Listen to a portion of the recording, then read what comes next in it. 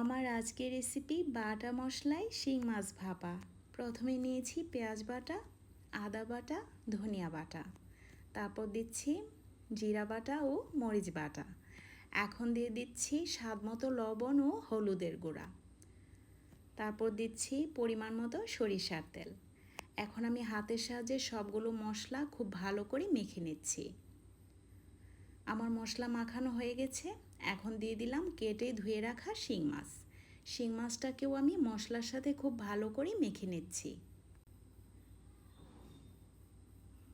তারপর দিয়ে দিচ্ছি ঝোলের জন্য অল্প পরিমাণে পানি। এখন দিয়ে দিলাম 3-4টা কাঁচামরিচ। এখন ঢাকনা দিয়ে ঢেকে আমি 10 মিনিটের মতো মেরিনেট করে নিয়েছি। তারপর একটা পাতিলে পানি দিয়ে আমি শিং মাছটা ভাপ দিয়ে নিচ্ছি। আমি ঢাকনা দিয়ে ঢেকে 25 থেকে 30 মিনিট পর্যন্ত ভাপ দিয়ে নেব।